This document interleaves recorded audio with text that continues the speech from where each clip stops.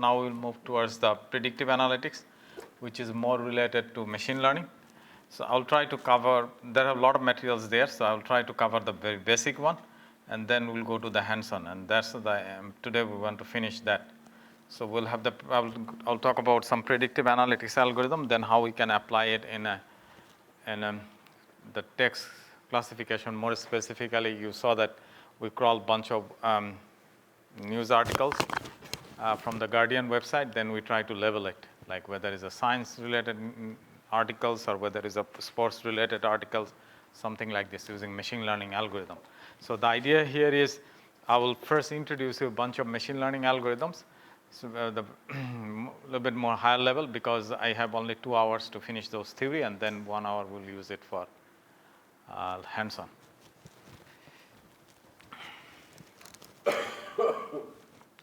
So for predictive analytics, there are 2 sets of slides. The first slide I'm going to use classification algorithms.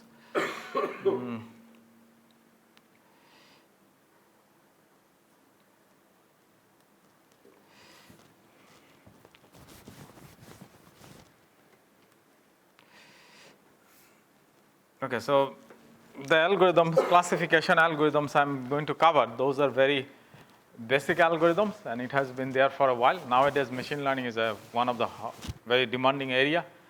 A lot of job opportunities are there.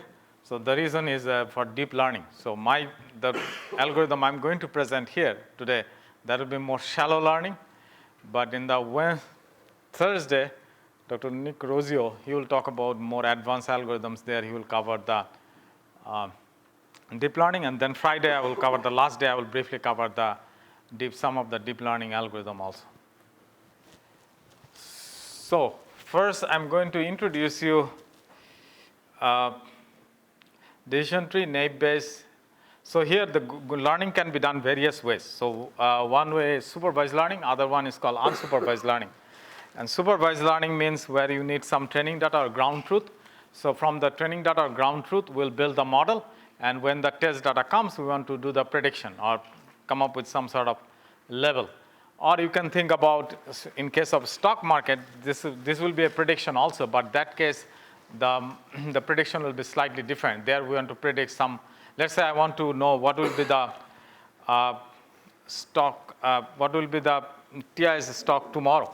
I want to do some sort of prediction. So there, it will not be a binary level, or it will not be some sort of level 1 or 0. It will not be some sort of level of sports or financial news or entertainment news.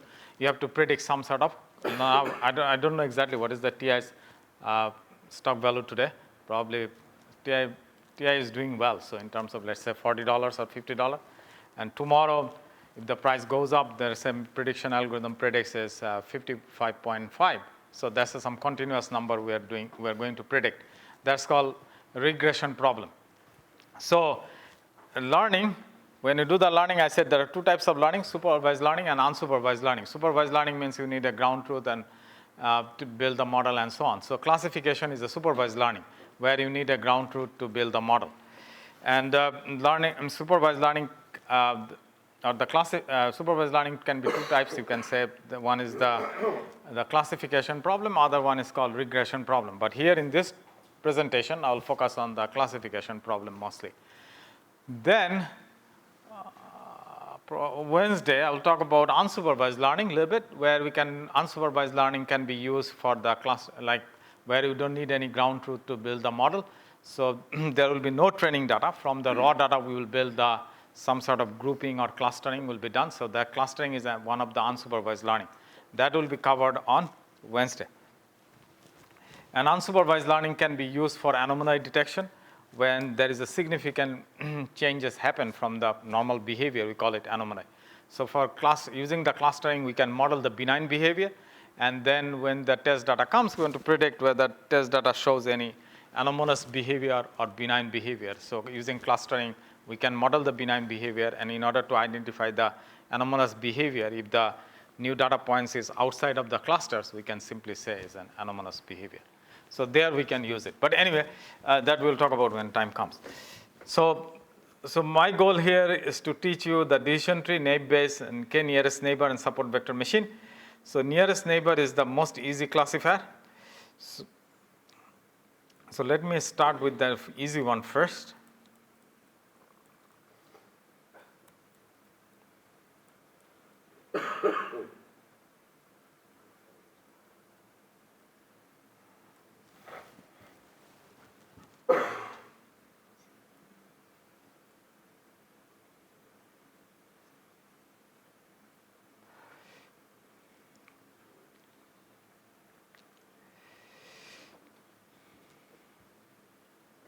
Okay, I think I have to start from the beginning anyway. The reason is I have to define classification first.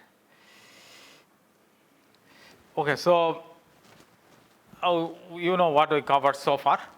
So we already covered text pre-processing steps and the feature extraction part and the TF-IDF.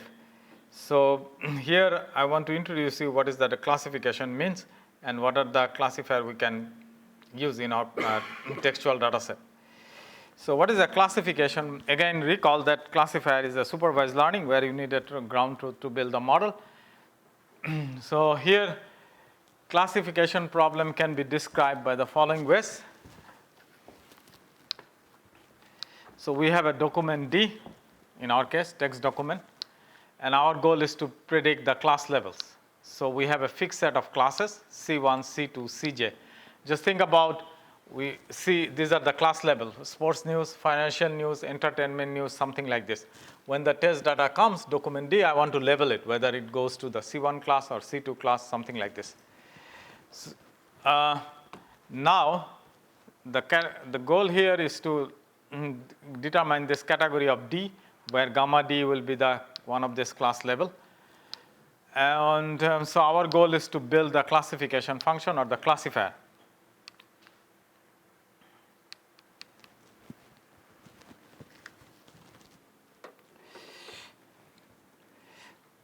So now, there are a couple of observations. One observation is, in this presentation, the way I'm going to present, each of this document can belong only one existing class. Either it will go to the C1 class, C2 class, or something like this.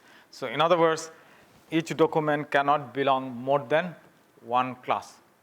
It will belong to exactly one class. But there is, in real life, there is a scenario where a document may bear more than one class. So a document may represent or may convey sports news. At the same time, it may convey financial news. So in that case, the problem will be known as multi-label classification. So when I talk about the classification, keep in mind that if I have a D equal to 2, then the problem will be known as a binary classification. Two-class problem, class 1 and class 2, or benign class and malicious class in case of malware. In case of anomaly type of cases, it will be benign and anomalous behavior, something like this. So binary class problem like this. On the other hand, it can be if D is greater than 2, it will be known as a multi-class classification problem, more than 2 class. And then I said, if the document belongs to may belong to more than one class, so a particular document may have more than one class. In that case, the problem will be known as a multi-level classification. But in this presentation or work, we are not going to talk about it, but please be aware of it. In real life, this is a very common scenario. Okay, now I'm going to talk about the classification. So for classification, one of the shallow classifier is called decision tree. So you will have, from the name you can understand that from the training data you will come up with some sort of tree. And when the test data comes, test data will pass through the tree and come up with a decision, whether based on the leave node content. So from the training data, we will build the decision tree. And then when the test data comes, it will walk through the decision tree certain path and ends up at the leave node where we will have the class level. So from the training data, we build the tree. Now the question is not a binary tree. It can be binary tree, but it can be beyond binary tree. It may have 3 branches and so on. And you know that tree will have what type of architecture tree has? Tree has a root node, then interior node, and the leaf node, right? So that we will use it. So a decision tree is a classifier in the form of a tree structure where leaf nodes indicates the value of the target attribute. Target attribute in this case is a class. So in a mathematical sense, you know that you have a data points may be described by a bunch of attributes, right? So those attributes you can think about is an independent variable, and then the class level you can think about as a dependent variable. So that is the when I say the target attribute means basically dependent variable. It indicates the value of the target attribute, and the decision tree decision node specifies some test to be carried out in a single attribute value. So simple decision tree, we always consider one attribute at a time, and the algorithm we were going to use to construct the decision tree, it will be a greedy approach. So there is no guarantee that the algorithm will produce always optimal result. It's a greedy approach. But we are considering a very simple case where each node, interior node or the decision node is nothing but an interior node or non-leaf node.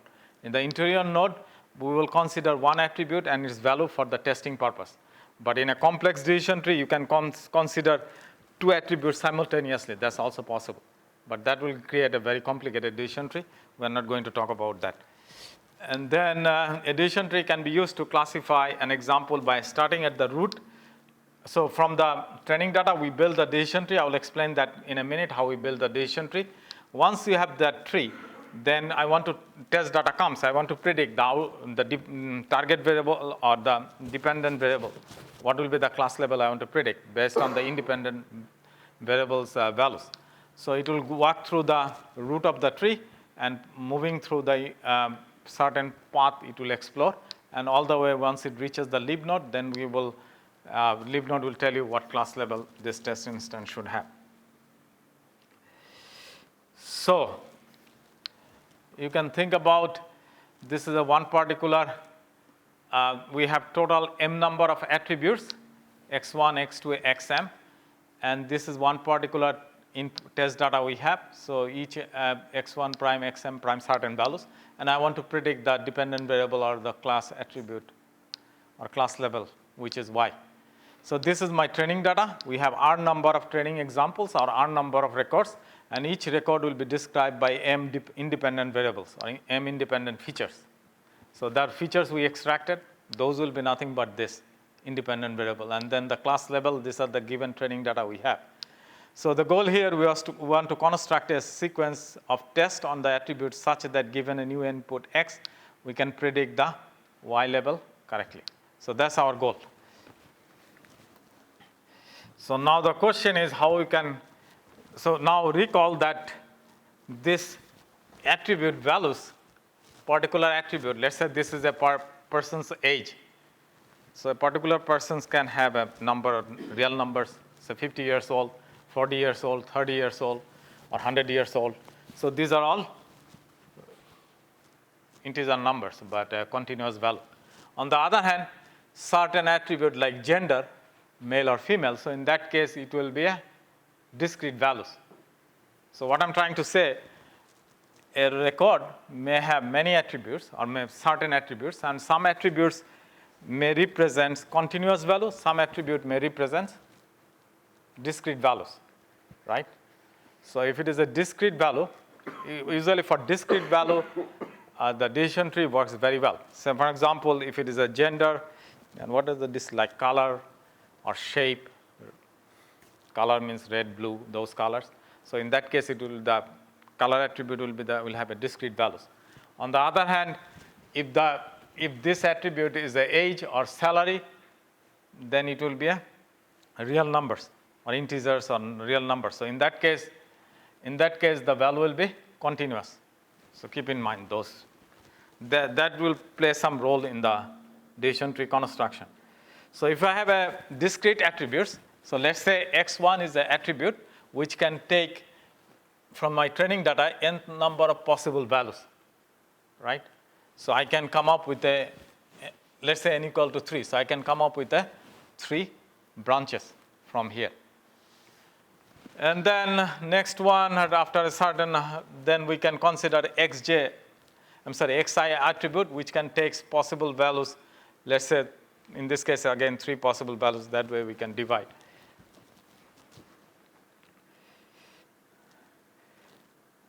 So in case of okay, in case of continuous attribute, what we can do, so this will take, so if you have a continuous attribute, there are a couple of ways you can handle that issue. Convert that continuous attribute, convert it into a discrete attributes and do it. So let's say age we define into a number of bins. So age, say nowadays age varies from what? 0 to 150 years old. 150 years old people can live, right? So number can be age of a particular person. Age can vary, let's say, from 0 to 150. So if you are very lucky, you may cross 100, but anyway, for safety reason, we say 150. So in that case, 0 to 9, I will say bin 1, bin number 1, 10 to 19, bin number 2, something like this. 20 will be 29, bin number 3. So that way I will generate, so 15 bins. So that way you can discretize it. There are various ways you can do it. But we are not going to do that way. In this talk, we'll focus on a constructed sequence test of the form xi greater than ti, where the ti will be the values for a so let's say I know that person's age can vary from 0 to 150, but I will choose a number ti, a continuous number. Let's say it is less than 40. So then explode this branch. If it is greater than or 40, then explode this branch. So ti is a continuous number. So that way we can come up with the test condition for the interior node. Okay, now let's think about this. I give you this training data, and without loss of generality, let's assume that we have a two-dimensional data points. So each point will be described by two attributes, x1 and x2. And we have two classes here in the training data. One is the red class, the other one is the green class. Let's say we go with the color green class. So now, if I want to build a decision tree, what do you think? Which attribute I should consider first to split? Construct the decision tree, start with the root. So start with the root, all this, how many examples we have, training examples? 3, 4, 11 examples, right? 11? 7 and 4, yeah, 11 examples. 7 of them are red class and 4 of them are green class. So all of them in this root node. And now I have to use either attribute 1 or attribute 2 for the split purpose to construct the decision tree. So if I start with the x1, but I will tell you why you choose x1 over x2. I have option to choose x1 or x2 for the split purpose or to construct the decision tree. So I'm going to use x1 first based on the greedy approach, what they call it, entropy based approach or information gain. I will explain that in a minute, but let's assume that I will go with the x1. So if I go with the x1 and I say x1 is less than or equal to 0.5, then I will explore this, and if x1 is greater than or equal to 0.5, I will have this. And this will become a leaf node. Why? Because whatever the instance, x1 is greater than or equal to 0.5, how many instances belong there in this case? If I say x1 is greater than or equal to 0.5, this is my test condition in this branch, right branch of the tree. Is it right? This is left, right? Am I correct? Yeah, from my side it is left, and this is right. So then this is, I'm saying,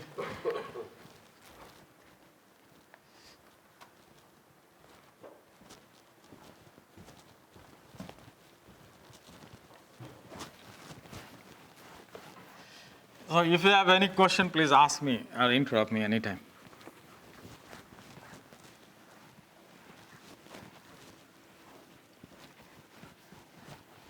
So how many of you know Hadoop, MapReduce, or Spark? Okay, yeah. Now tomorrow I will cover that some of the aspect.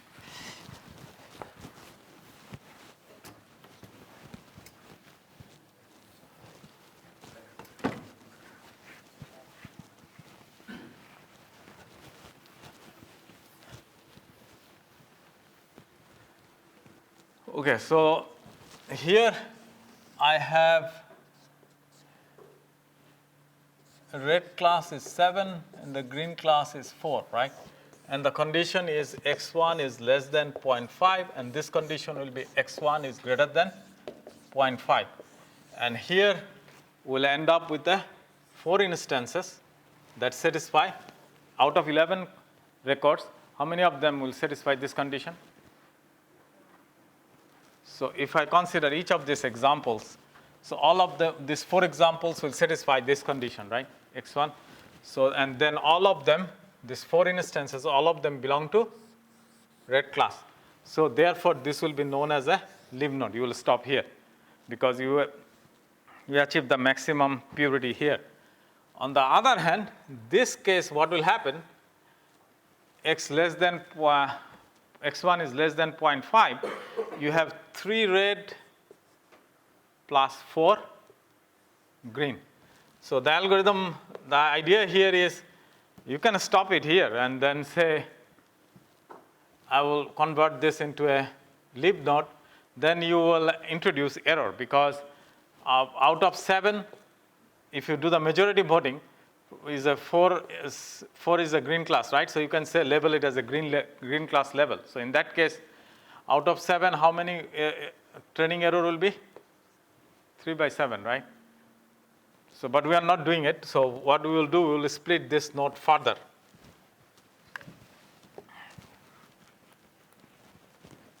So we want to split this node further. So we have 3 red, 4 green, and the second condition will be x2 greater than or equal to 0.5 and x2 greater than or equal to 0.5.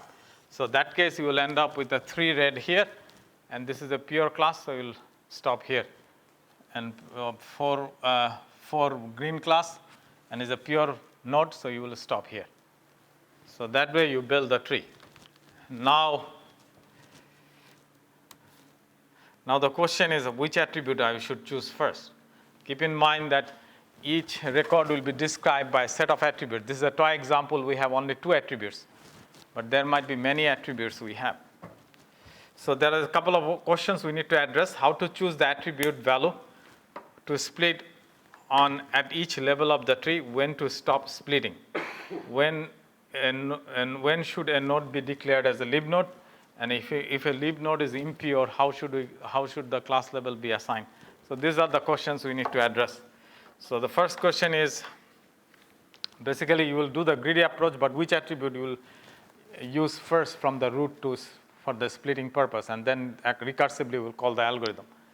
And then when you stop splitting. So I just try to give you a little bit hints, but let me explain more details. So first question we need to answer, how to choose the attribute and the value to split at each level of the tree. So so if you consider the previous toy example I give you, 11 classes, 2 attributes, x1 and x2, and our goal is to construct a decision tree, right? So live nodes predict correctly the class of all the training examples. So there are 2 ways you can do the split. So one way is, why don't you choose the x1 attribute for the split? You will end up with something like this. Or another one is, why don't you choose the x2 attribute first for the split? So here we use x1 attributes for the split first, right? x1 is less than 0.5, or x1 is greater than or equal to 0.5, we will split this way. On the other hand, if you do x2 first for the split, x2 is less than 0.5, it will split something like this, and x2 is less than 0.5 will be split like this, and x2 is greater than or equal to 0.5, then the instances will come like this. So now which one I should choose for, whether I should choose, I have option to choose x1 or x2, which one I will do?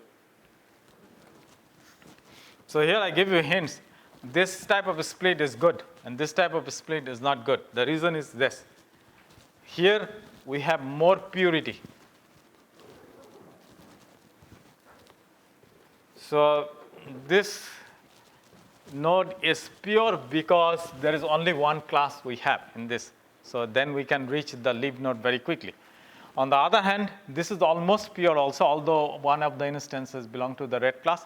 But it's still, this type of split is better than this type of split, because here you can see this node after a split is still, some instances will come from the red class, some instances will come from green class. So that's why this is not good, where we have a mixture of classes. So here you may have a very high entropy, but here you may have a very low entropy. Very low entropy means you have the best purity you can achieve there. So that's why entropy will be used to capture that. So in theory, they call it, we want to find the most compact, smallest size tree. There is a principle there for Occam's razor principle that classifies the training data correctly. We want to find the split choices that will get us the furthest to pure nodes. Okay, so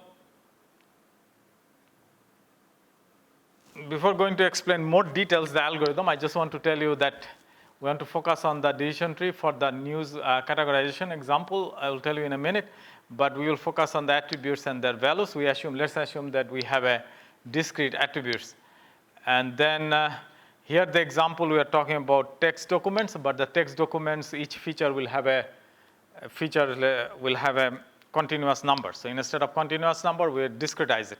So we construct the bin. If the frequency is less than 0.5, then we assign the level, discrete value low. If the frequency is 0.5 to 10 range, then we assign the discrete value medium and high accordingly. So the goal here is to classify the articles into the sports or science. So these are the 14 text documents I have, and each text document will be described by 4 keywords.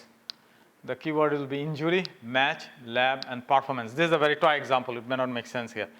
But the point is, if the document injury keywords appear with the low frequency, we discretize it, right? You remember low frequency means when it comes less than 5, it will be injury keywords appears less than 5 in that document.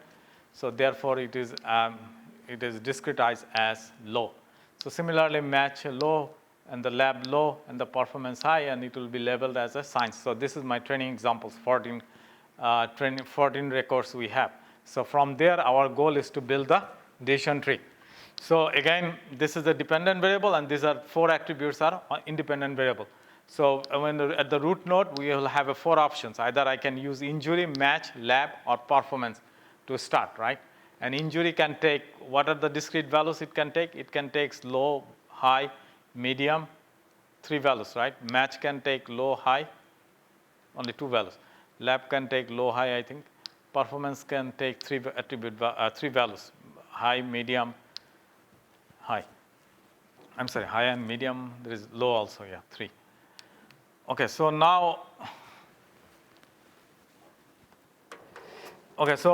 this is the way the final decision tree will be constructed. But let me explain how we can end up with the decision tree. But let's say from that 14 examples, the decision tree will choose injury attributes first. And injury has 3 discrete values, low, high, medium. So based on that, so basically I'm saying we have 4 attributes, and one of them we need to choose. So for each case, we'll try with the injury attribute, and we'll try with the match attribute, we'll try with the lab attributes, and so on. We will see that injury attributes gives you the maximum purity based on the information gain. So therefore, injury attribute will be used first for the split. So injury attributes predict the test condition will be low, injury equal to low, then we will end certain records will come here. And these records will not come from one particular class, it will be a mixed. So therefore, we need to do further split based on the match. And here, when the injury equal to high, you will see a number of instances will end up with injury high. All of them belong to sports class. So therefore, it will be a lib node. Something injury equal to medium, certain number of records will satisfy the condition, but all of them will not come from the science or the sports. There is a mix. So we need to do further split. Did you get rid of performance because that didn't help classify them, or did you need it? So you're saying here? Oh, yeah, performance. Yeah, performance. In this case, performance may not be required, yes. But So without performance, we can achieve the similar result.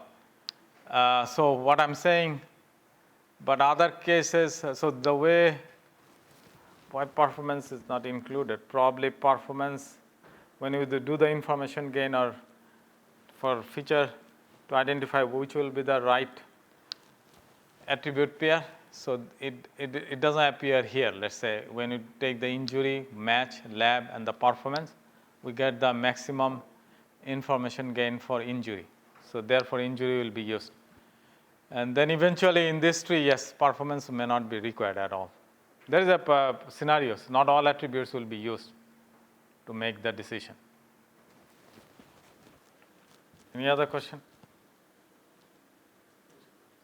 Okay, so the point I'm trying to make here, each internal node, this is the internal node, this is a root node, and these are the lib nodes. So internal node test an attribute.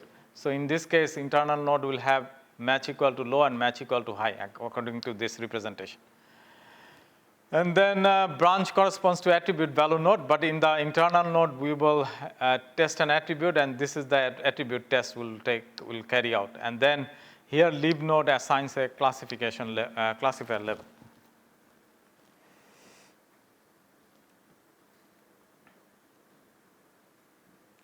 So decision tree can be used for various purposes, you already know it.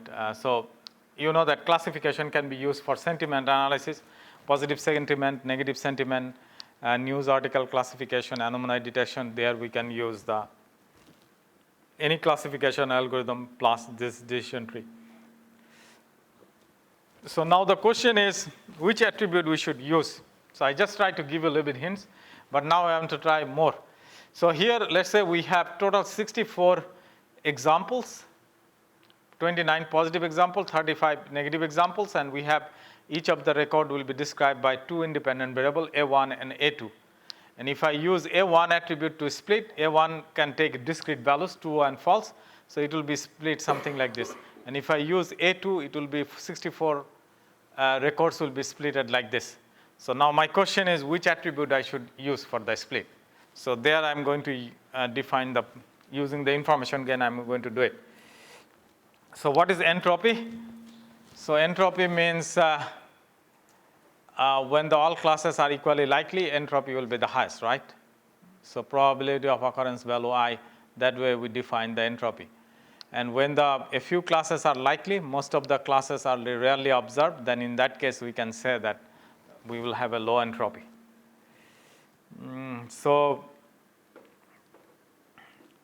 our case entropy will be defined by this. If I have a positive class and negative class, P plus log P minus log P minus. So P is the proportion of the positive example, proportion of the negative example, something like this. So now, why we are talking about entropy?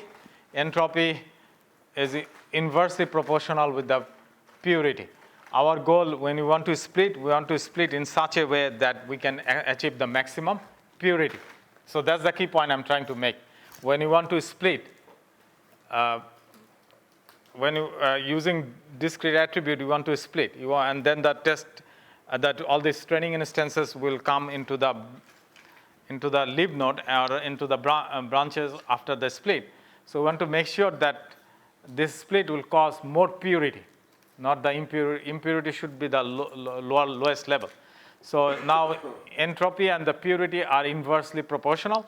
So if I have this x-axis represents the class number and y-axis represents the frequency of occurrence, and you will see here if the classes are distributed in a particular node, say particular node has class 1, class 2, class 3, 4, 5, 6, 7 classes, and all of them are equally mixed. In that case, you will see the entropy is the highest. But if the node has one major big class in its number of instances, or let's say 100 instances come from this class, and the rest of the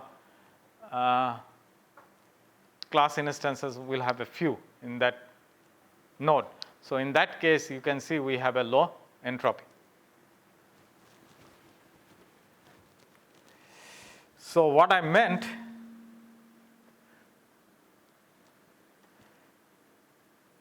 So here you can think, so this is the one node, right? So this node has 8 positive class and 30 negative classes. So if you calculate the entropy for this node, what will happen? Majority goes with the negative class, right? So the purity is the higher here as compared to if you consider this case where this node has the 33% belongs to say positive class and 67% belongs to the negative class. So there we have a high entropy with respect to this, but we may have a low purity here. Okay, so here the idea is when you want to split, for each attribute we will calculate the information gain, and information gain will be calculated by this parent node entropy. So this is my parent node. For this I will calculate the entropy minus the weighted entropy, so for the split. So in that case, weighted means how many instances appear here divided by S total instance, and then entropy of this node minus entropy of this node. So that way we calculate the information gain. So now entropy of the parent node will be what? Can you tell me how we can calculate the entropy of the parent node? So P proportionate. So our 29 examples out of 64 belongs to the positive class. 29 over 64 log 2, 29 over 64 minus 35 over 64 log 2. So that way we calculate the entropy of this parent node. So similarly, the entropy of the parent node will be the same also here. And then now we are going to split, right? This 21 plus and 5 minus, and then this way. So entropy of this node will be calculated the same way, right? How we can calculate the entropy of this node? It will be, so can you tell me how? 21 minus 26 log 2, 21 minus 26 minus 5 minus log 2, 5, 26, right? So something like this. So that way you will end up with this number. So similarly for this, you will end up with a sum of these numbers. And now you will calculate the gain of this. If I use, I'm just trying to give you an example how we can calculate the information. Our goal is to identify from this A1, A2 node. These two nodes are the candidate for the split. I want to know which attributes I'm going to use for the split, right? So I will calculate the information gain for the A1, information gain for A2. So here the information gain of A1, parent node entropy minus the weighted of the split. So weighted means 26 over 64 times the entropy of this times 38, because 38 times entropy of this. So it will give you these numbers. Similarly, this case, the same way if you calculate, it will give you this number. So which one is better in terms of the gain? So A1, so therefore A1 will be used for the split in this case. Okay. Now, so again go back to the original example. So we have 4 independent variable, and for each of the 4 will be candidate for the split, and then this is a dependent variable. So I will start with the match, and I will calculate. So total I have 14 instances. I will calculate the parent entropy, and then I need to calculate the entropy when match equal to low. Then 7 instances will come here. Match equal to low, how we end up with the 7 instances? Can you tell me? Match equal to low. So 4 here, 5, 6, 7. So that way we end up with the total 7 instances, and among these 7 instances, 3 of them from sports and 4 of them from science, and so on. So that way each of them you will calculate the entropy. So similarly for lab we will calculate the entropy, and then performance will do the same thing. So you will see that information gain for the injury, information gain for match, lab, each of them you will calculate the information gain. And you see the injury gives you the maximum gain. So therefore injury will be used for the split. So that's why we say injury will be used for the split like this. And here you can see when the injury equal to high, what happens? Injury equal to high, high, high. All of them belong, 4 instances we have, and all of the 4 records will come from sports. So therefore, you don't need to do any further check. You can say that I reach my, because all of the instances, training instance will come from the same class level, so I can label this interior node will be a lib node now, and the lib node will represent the class level sports. On the other hand, this case, this is not a pure node, so you have to split further.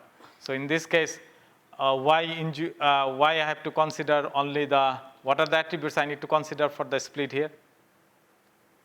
I already consider injury equal to low, and we reach here. 5 instances satisfy this injury equal to low. And out of these 5 instances, 2 of them belong to sports, 3 of them belongs to science. And this is not a pure condition or pure node, so we have to split further. So in order to split further, what are the attributes we can use? So we can use match, lab, and the performance. So and then for each of them you will calculate. So you will calculate each of them we will calculate the information gain again, match, lab, performance. For this you will see that which one gives you the match gives you the maximum information gain. So here for the split we are going to use match. So you can see in this case match low, match high, we will end up with a terminating condition and so on. So that way we do in case of discrete attribute, how do you do the split? So we will use the information gain for the split. So now the next question may arise, when to stop splitting? When should a node be declared a leave node? So the idea here is this. When all the data in the node comes from a single class, or the maximum purity we achieve, then you will stop. You don't need to do any further split. Even with a single attribute, you end up with all the instances belong to one particular class, then you should be happy, and then you reach this leave will be the output of the class of the right content. So because all of them will come from the same class, you will convert that node into a leave node. On the other hand, there is a possibility that you may have instances that may exactly have the same attribute values once you reach that part of the branch of the tree. So in that case, all of the attributes values will have the same. All of the instances will share certain attributes, and all of them have the same values. So you cannot do further split. So at that point, what you can do, you can just take in this case, let's say we have 6 instances. 4 of them come from the green class, and 2 of them come from the red class. So in this case, all of the 6 instances, whatever the attributes we are using after the split, at that point, remaining attributes, whatever we have, those attribute values have the same values. So in that case, we will allow some noise. So we will say that this will be converted into a green class, and then we will introduce the training error. So in this case, this 2 red class instance will be misclassified as a green class. Yeah. So we basically end up with that when we don't have enough attributes that we put values in, correct? Yeah. So let's say you already check injury equal to what is it? Low, medium, or let's say low gives you this. And then now 6 attributes, 6 instances you have. And each instance now will have, besides injury, what are the other 4 attributes? What is the performance one, and what is the other one? Performance, and what are the other 2? Match and lab. Okay, very good. So match and lab. So let's say injury we say low, and match and lab, all of these 6 instances will have the exactly same values for this. So then there is a possibility at a certain part of the tree you can reach that condition. So whatever the remaining attributes you need to check, all of them have the same values. So in that case, you have a subset of attributes, and each attributes will possess the same values with respect to other instances that come to, that reach at that part of the tree. So what you will do in that case? You cannot go further, right? So in that case, you will just do the majority voting type of thing. Any other question? Okay. So this way you can see we are introducing error. What is the training error here? Total 6. Two instances will be misclassified, 2 by 6, right? 33% training error we are introducing at that part of the tree or at that branch. So this is the way the decision tree algorithm will be constructed for discrete attributes. So the learned tree X and Y, X is the independent variable and the Y is the dependent variable or class level. And we said that each of the attributes can, there is a m number of attributes and each attributes can take a certain values, discrete values. And I said this algorithm will work in a recursive manner. So if you have a recursion, what do you have? You have a base condition, right? Or terminating condition. So the base condition is if all the data points in X have the same class value Y, then you will stop. So return the lib node that predicts Y as an output. Or if all the data points have the same attribute value X1, X2, Xm, then you will do the majority voting. These are the two terminating. One of the condition is met, then you will terminate. If that's not the case, then what you will do? You will now apply the for each, what are the possible attribute Xj, and for Xj, and choose the one J prime for which the information gain will be the maximum. So basically I will take each of the attributes and from there I will determine the J and calculate the information gain. If I have 3 attributes, I will calculate the 3 times information gain, 3 independent variable. And then for whichever gives you the maximum information gain, that will be used for the split. And then for that J, for that attribute J, Xj attribute, and with the value J, we'll call the algorithm recursively. So in this case, we call it a binary split, but you can do a discrete case, you can do a ternary or more split is possible.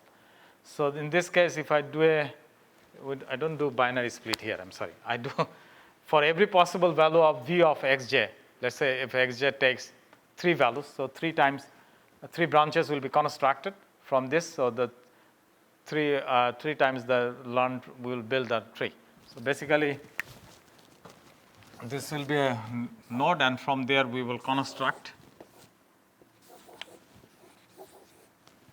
3 tree, right? Tree 1, tree 2, tree 3. So these are the 3. This is an arrow. So child I.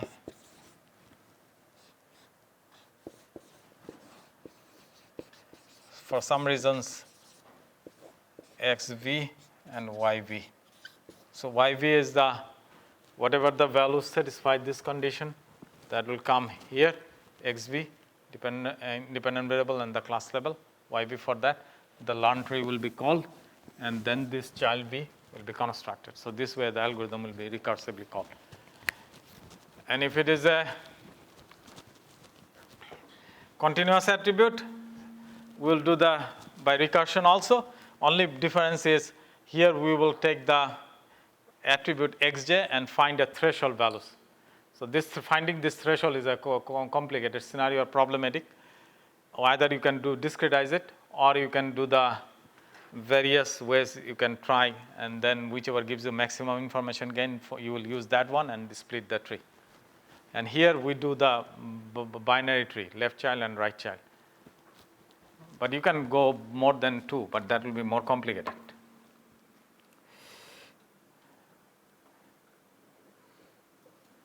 So what do you learn so far? We learned that we went to split, maximize the information gain on the training data set at each node of the tree that we are going to use. But one of the problem decision tree encounters called overfitting. I will explain that in a minute now. Okay, so let's say we have a training data like this. So we have each of these data points will be described by two attributes, x1 and x2. And in this case, you may say, if I have a training example like this, all of them, the green class and red class, so my x2 attribute will be enough to partition these data points from the, so x1 basically irrelevant in this case. But now, in real world, just think about that data point. We are collecting the data from the environment, from all these sensors will generate the data and so on, and these are not perfect. Our environment will add some noise. So for example, in this case, these 2 points, these two red dots are noisy points. So basically, these two levels, what we are in the training process, the data independent variable will generate some values, but when we assign the class level, these class level are not correct. It should have the green class, but we are assigning red class. So this add a noise. So if you try to build your model based on this training data, what will happen? Probably you try to make sure that those two examples are correctly predicted in the training process, right? So you will end up with a previously, if you ignore these 2 points, if you assume that these 2 red points actually true level is a green class, then your decision boundary was something like this, and it was very trivial. So the tree will be something like this. You'll take the root, and x2 is greater than 0.5, and you stop, right? So it's just depth of the tree will be 1. But now you are considering these erroneous data points where you have erroneous class levels, and you try to reduce the training error as much as possible. So you may end up with a very complicated decision tree like this. Do you agree with that? So now this problem is known as overfitting, because this case for the training data, this model will do extremely well. The training error will be 0, or the training accuracy will be the highest, 100%. But when the test data comes, there is a danger that some of the test data may be misclassified due to this very complicated decision tree. And your training accuracy is the highest, but in this overfitting case, testing accuracy may drop, or testing error may go up. So that type of scenario is called overfitting. So when you do in case of learning, this overfitting will hear very frequently in all the machine learning cases, machine learning techniques. So there are 2 types of error, or two types of fitting. One is called underfitting. The second one is called overfitting. So when you have, and keep in mind that there are 2 types of error we have, training error and the test error, okay? So from your training data, you build the model, and then in overfitting case, training error will be the lowest, and the test error will be the very high or highest. Underfitting case, training error is high, also the test error will be high. And when you don't have sufficient training data, underfitting happen. But when you have a training data, but with too much noise on the data, so overfitting may happen. So the effect of overfitting, okay. So now the question is how we can avoid the overfitting. So the very basic idea is,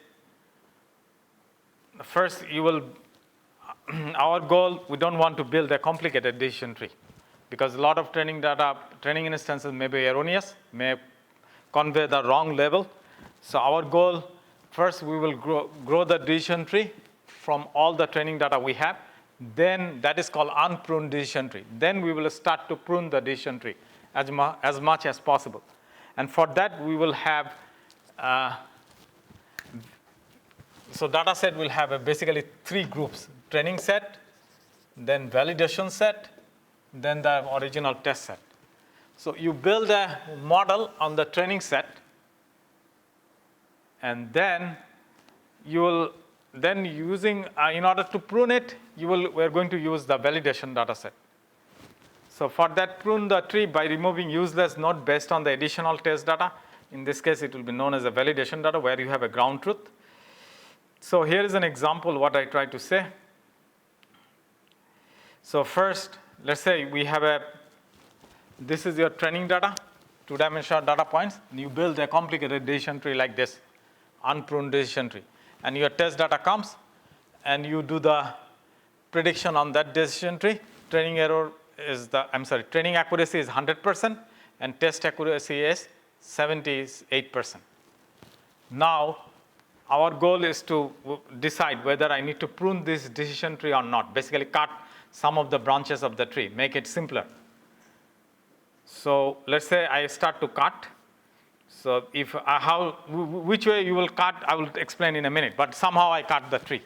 And after removing some branches of the tree randomly, let's say, now if I use this decision tree for the to calculate the training accuracy, it will be 95%. Basically, I allow training accuracy drops, but the test accuracy goes up 78 to now 80%. But what is the advantage of this type of decision tree? Is now less complicated, and it will avoid the overfitting some extent. And even if you have a further simplified decision tree like this, you will see that training error slightly may go up, or training accuracy may remain the same, or training accuracy may go up. Training accuracy may go down slightly or may remain the same, but the test accuracy may go up. Now the question is, how do you cut the tree? Which part of the tree you will cut? So that I will explain in a minute. But again, so this is the overfitting happens due to this reason. So x-axis represents size of the decision tree. So the size of the decision tree means what? When you have these are all the branches and nodes. So when you have a more complicated decision tree means the size of the decision tree will grow, right? So here the number means this decision tree is very complicated, but here if the size of the decision tree is, let's say, somewhere here, then that means decision tree is less complicated or more simpler. So in that case, and the y-axis represents the classification accuracy. So in that case, let's say this is your training data, right? So what I'm saying, when you have a more complicated decision tree, training accuracy goes up, right? So when you have a most complicated decision tree, you may end up with a 0% training error or 100% training accuracy. But at that point, you will see that your test data, if you have a ground truth for the test data, if you check it, so you build a model you build your decision tree model based on the training data, and then that training data will be used for the prediction again. So that way you report this result. On the other hand, when you do the test data, where you don't build your model on the test data, but you do the prediction, you will see when you have at the beginning, when you increase the decision tree size, it helps. The decision tree test data performance goes up with the little bit more complicated decision tree. But after that, it doesn't help. So you will see here, after this point, the more complicated decision tree will have test data will perform poorly. So this area is known as an overfitting area. So our goal is to avoid this overfitting. We want to focus on in this area where we have that test accuracy is the maximum and training accuracy is reasonable.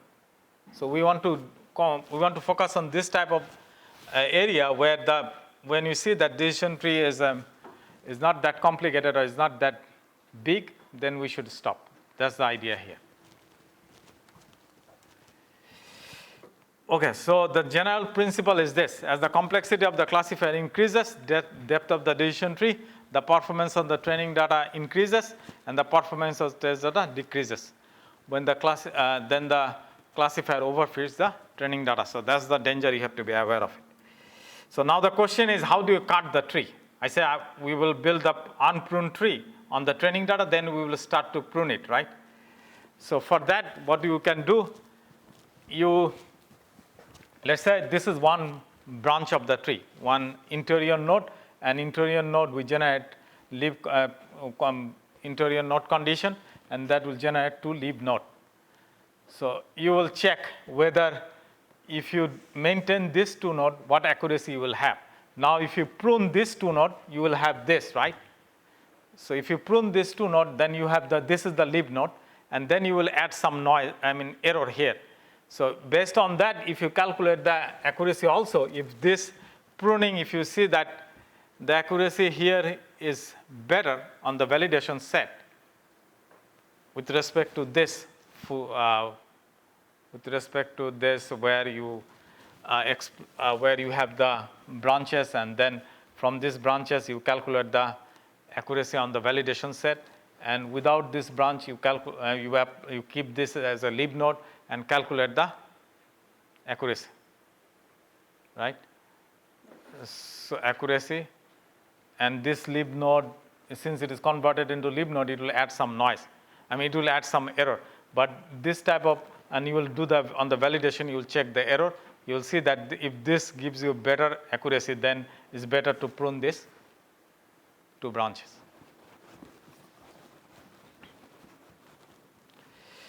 So the decision tree is easy to understand because it will keep in mind that when you have a decision tree like this, what does it generate?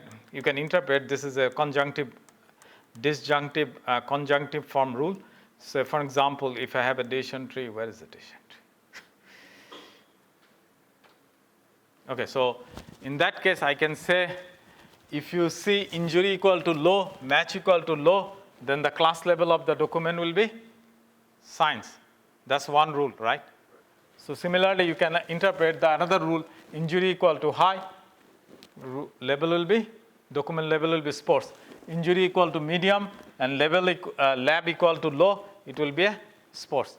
So you can see the bunch of each path will generate a rule, and those will be stated in terms of disjunctive form.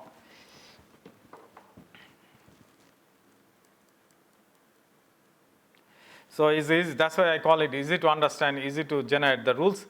And disadvantage is training time it takes time to build the model. But when you do the testing, it will be very fast. Why it will be fast? For testing purpose. Because you have from your training data, you build the model, right? All this decision tree. Now the test data will go through only the some part of the tree, and then end up come up with the terminating condition. So therefore, the testing will be very fast, will be very quick. And when you have a continuous attribute, it may have some difficulties to come up with the optimal boundary or optimal points for the split. So do you have any questions so far? So I just try to tell you a little bit high level, don't go to too much details. Yeah, and then second one is naive Bayes. So it's based on the probability.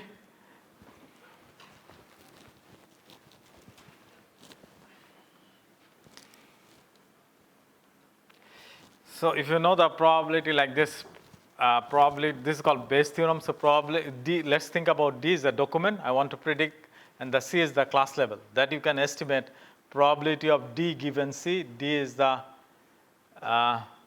class level from the training data given document D, and this is a prior probability of C, or the class level, divided by probability of D. So when the test document comes, I want to predict the class levels. So you can think about the document will be described by this n number of attributes or features, x1, x2, xn, and our goal is to predict the class level, whether it belongs to a sports class or financial class or entertainment class. So Cj is your class level. So we will calculate the probability of Cj given x1, x2, xn. These are the one particular document's features or independent variables and the values.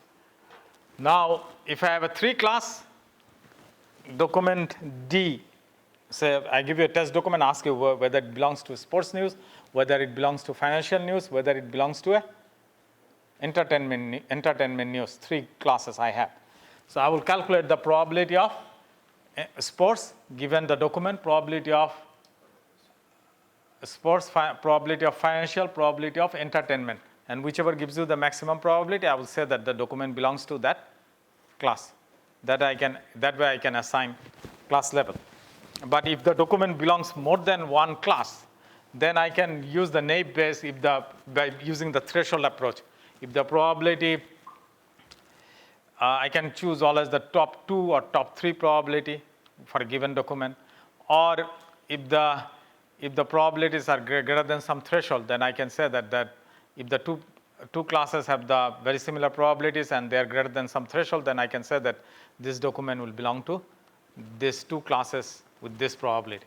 So that way you can handle the what is it called? Multi-level classification problem. But here we talk about multi-class classification problem, but where the document will belong exactly one class.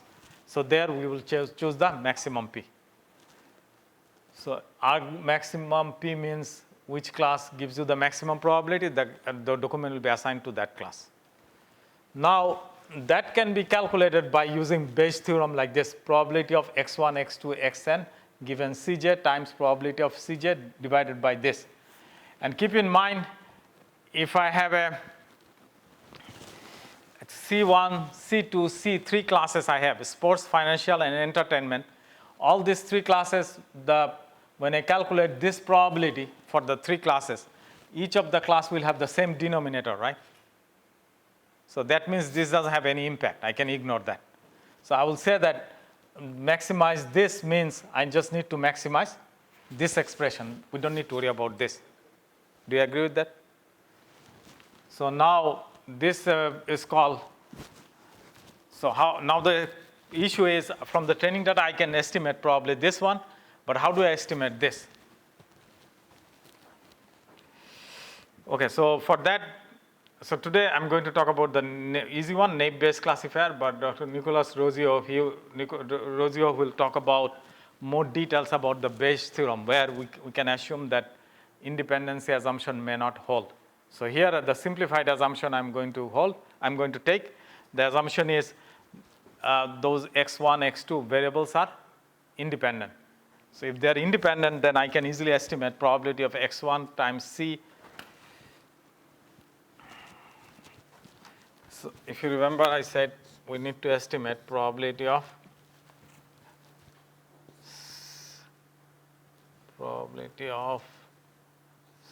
ci given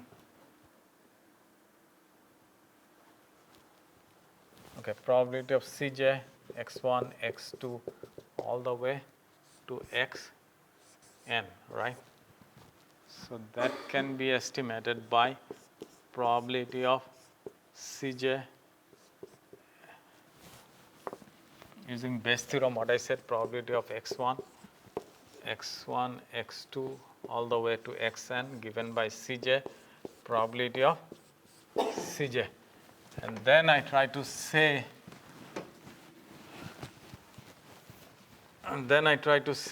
this after applying the conditional probability. If probability of A, B are independent, then what you can write? A times 4, right? So that's an easy one. So we can say something like this: probability of x1 given Cj times probability of x2 given Cj times probability of xn given Cj times probability of Cj. So that we are doing exactly here for this 4 or 5 attributes if I have an example. So now the question is, how do you estimate now those probabilities, right? How do you estimate? So for that, you will see how probability of Cj, this one can be calculated. Let's say I have a total n number of examples. How many of them contains this? So that way you can estimate. And probability of xi given Cj, we can estimate like this. And now there is a one danger. What is the danger? If I have a 5 probabilities like this and I need to estimate probability of x1 given c like this, right? And in probability, if one of the probability is 0, then whole expression will be 0. So how we can address that issue? So for that, we have some smoothing factor, what we call it. So basically, you will add some smoothing factor so that 0 values will have a very small numbers. So here is the smoothing factor. So instead of we add +1 divided by k. K is the number of values.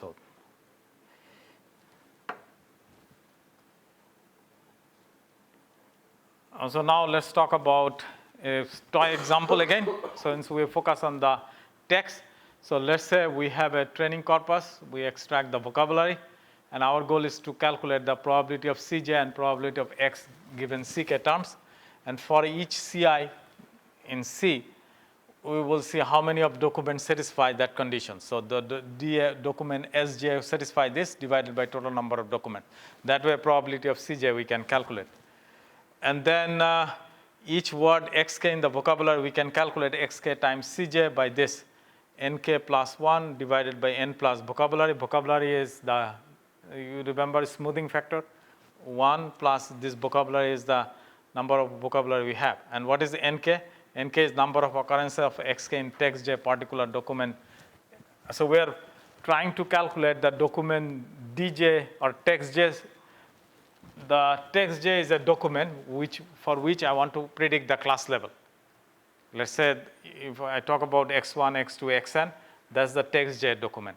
So that document I want to predict the class level, and one particular word xk in that document I want to calculate the probability given Cj will be calculated nk plus 1 divided by this. These two are smoothing, and nk by n, capital small n is how many documents we have. What is n? I should define it, but anyway, n is the how many documents we have, and then nk is, what is nk? Nk is number of occurrences of xk in that text j, basically frequency count. And I think this might be, n is not a how many documents, n is something how many total words we have, this n. So here is the interpretation is different. I will explain in a minute. And this nk means frequency count in that document, and this n means how many total words we have across all the documents. Okay, and then that way we calculate this and assign this document will belong to the class level Cj when the probability is maximum. So let's talk about this toy example. So we have two classes, and the example we got it from somewhere, and it talks about they're big fan of soccer. So here the first 4 instances are the training example, and the last one is the test example. And this is the words we have in the text, and all this text they talk about bunch of players names. So I think this is a Brazilian player, I believe. So this, I don't know why it belongs to Portugal, but anyway. Brazil, Portuguese. I used to watch soccer, but I forgot now. But anyway, so here the first 3 examples are related to Portugal class, and the last one is the Argentina. Okay, so I know Maradona is a Argentinian player. So here our goal from this test document, we want to predict what will be the class level. Class level will be the Portugal or Argentina. Okay, and then now we need to estimate all these probabilities. So how many of them Portugal class? How many instances can be Portugal? If I say probability of Cj, that means Portugal, and probability of Argentina, out of 4, 3 by 4, right? For Portugal, and 1 by 4 will be the Argentina. And then conditional probability of soccer, given C in this case, I think Portugal, and the J is the Argentina. So in that case, probability of soccer, how many times soccer appears in case of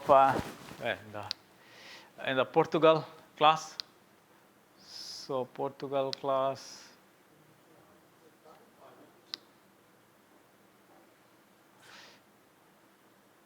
Five. Okay, so 5, 1, 2, 3, 4, 5. So 5 plus 1 divided by total vocabulary size is 6. Why is total vocabulary size is 6? How many distinct words we have in the training set? Soccer 1, Rolando 2, Sanchez 3, 4, 5, 6. So this is 6 comes that way, vocabulary size. If you remember, so n divided vocabulary. So now what is n? Okay, small n is 8. How we end up with 8?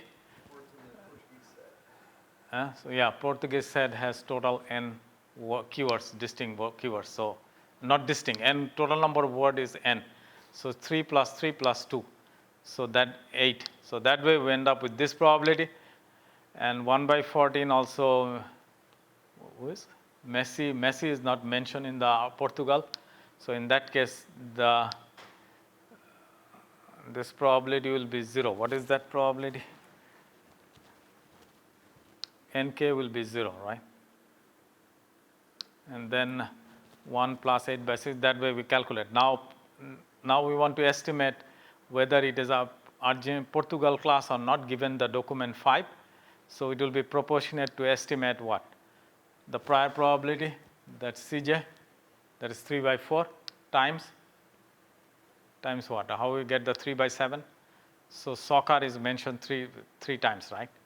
So 3 by 7 times 3 by 7 times 3 by 7. So 3 by 7 to the power cube. And how we end up with 1 by 14? Messi and the Maradona. So that way 1 by 14. And similarly the J. So which one is the highest between these two class? Portugal class, right? So this is the higher probability. So therefore this document will belong to the Portugal class. So that way you do it. It works well on the numeric and the textual data. It is easy to implement, but it has a weakness because we assume the independency assumption. For that, it may perform poorly sometimes. And that's why there is advanced method is there called Bayesian network or Bayesian belief network. So that materials will be covered on Thursday. Okay, I want to stop here and then continue.